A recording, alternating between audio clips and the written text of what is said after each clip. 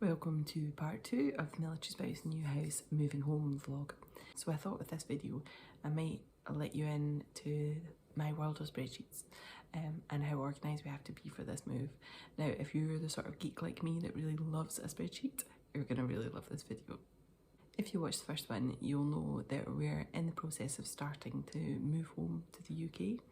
In the summer we've been in the USA for 2.5 years and in the summer we're moving back to the UK. So this vlog is really a bit of a video diary to show you what we need to do, and if anybody else is doing a similar sort of move, hopefully it will help you too. So we're no further forward really in terms of knowing exactly where we're going to go. Probably won't know that for another sort of 6 or 7 weeks. But there's still a lot of stuff that we can do at the moment, and really, as I said in my last video, we're really at the planning stage at the moment. The only real update from the last video is that we do have a provisional date. I say provisional because it's not all set in stone yet, nothing is. But provisionally it looks like we're going to be going back to the UK at the start of August, which is good. It's a little earlier than what we thought it might be. But we're quite happy about that because it gives us a little more time in the UK to hopefully get to see our family in Scotland before the kids start at school. We're very lucky in that the military lays out a lot of information for us in terms of things that we need to do and people we need to inform that we're moving. But there's a lot to take in. So really it's important to be organised, make a list of all of the things that you have to do and all of the people you need to tell that you're moving, and that will help you greatly. So I'm going to show you a spreadsheet that we use because I love a spreadsheet. And it really helps keep everything clear about what we need to do and the dates that we need to do it. So this is the spreadsheet that we use to keep track of all of the stuff that we need to do in relation to move, paperwork and informing people. You'll see it's all split up into different categories, and I'll explain a little bit about what's in each category. So the category that's all about UK house and services is split up into 2 categories. So there's all the stuff to do with renting our house out in Scotland. We need to talk to our mortgage company and extend the arrangement to do that. But the other thing is obviously about we're going to need a new house because we're not moving back to that house in Scotland. So it's about sorting out our service family accommodation in Portsmouth or wherever we end up. Obviously in that new house we're going to need to set up all our utilities as well, so there's a list of all the different people that we'll need to contact to do that in relation to our new house. So the tab about removals is fairly self-explanatory. There's quite a lot of paperwork that we need to do in terms of the removals. They'll do a survey with us, not sure whether that'll be in person or like with FaceTime or whatever because of COVID, but they'll do a survey first and tell us whether we're over our allocation. Hopefully not, in terms of the stuff that we're allowed to ship back that the Navy will pay for, and then obviously we need to book them to come and do the removals, but we also are going to have to get stuff taken out of storage in the UK and taken to our new house, so that's all under that tab. In terms of the USA house, most of this is like the normal stuff that you would do when you were moving house anywhere. It's cancelling our TV, internet, phone, all of that sort of stuff. Amazon Prime, there's so many, so I've made a list of all of them to make sure I don't miss anything.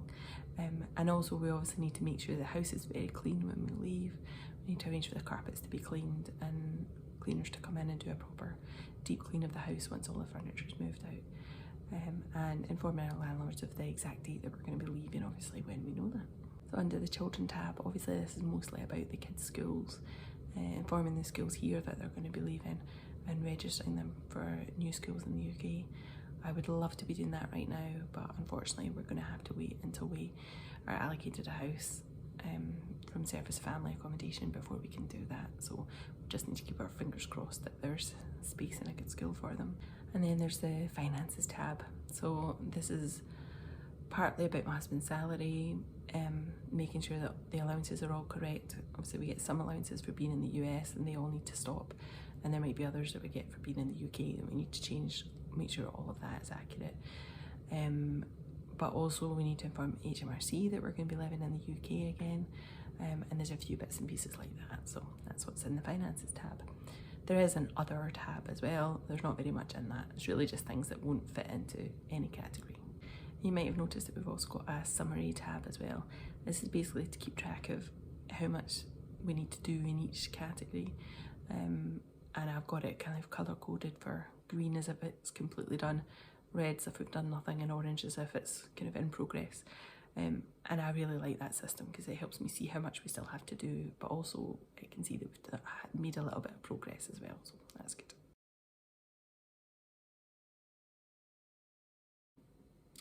So the other thing that I'm trying to be a bit organised about is planning for when we actually get back to the UK. So before we left, we put a load of our stuff into storage. So like our bed, some couches and sofas, bookcases and that sort of thing that we weren't going to ship with us. They've all been in storage in the UK for the last few years. But 3 years is quite a long time and we can't quite remember everything that's there. So I'm trying to make a list of all of that as well so that we can plan what we're going to need to buy when we get back. One of the big things is that our children were so young when we left the UK that my son was in a cot there, which obviously he's not going to be in now that he's 4.5. So we got rid of that before we left the UK. So we're going to have to buy him a bed. He doesn't have one. And the same for my daughter. She was in like a toddler bed, but now she's 6.5, so she needs a proper bed. So they're both going to need beds when we move back to the UK. But there's other things like plates and cutlery, glasses and things like that it's very difficult to remember those small things from 3 years ago and remember what's in storage. So luckily when I left the UK, I wrote it all down in my notebook. But it's all just scribbles, so it's pretty hard to keep track of. So I'm going to put all of that into a spreadsheet as well so that we can see what we still need to buy when we get back to the UK, and we can hopefully look for these sorts of things online so that it's a bit quicker getting them into the house when we return. The other thing that I mentioned in my last video is that we have a lot of our big furniture and some other bits and pieces actually belongs to the embassy. They gave us a stack of furniture when we moved in so that we didn't need to ship all of our stuff in the UK. So we have an inventory for that. It's not massively detailed. So one of the things that I'm going to be doing is making that a bit more detailed so that we know exactly what we have in the house, that it belongs to the embassy, and checking what condition it's in, whether we need to report anything as being broken or not usable. So I'm going to show you that.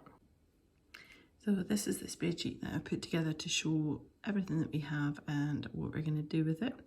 So for instance, in the garage we have 2 cars and we are going to donate or sell them. So I'm basically going to do that with everything that all the big stuff anyway that we have in the house, so that we know exactly what we're doing with it. And then the other tab on this spreadsheet is everything that we already have in storage in the UK. So basically I transcribed my scribbly notes from my notebook that I used at the time that we were moving here, tried to make sense of it. As you can see, there's still a lot of question marks because I can't read my writing or I wasn't very clear. So this will give us an idea of what we still have in storage so that we know what we still need to buy. That's basically what we're up to now. This month has been a lot of organising, which I love. I'm kind of a geek like that. So I've been quite happy. So I'm hoping that in the next month or so, we might have a more definite idea about exactly where we're moving to in the UK. Fingers crossed. That I'll have an update for you next time I do a vlog. In the meantime, let me know if you like the content. If this is the sort of thing that you're interested in, then let me know. And if there's anything else that you would like me to cover, then please also drop that in the comments. Like, subscribe, all of that stuff. Okay, thanks very much.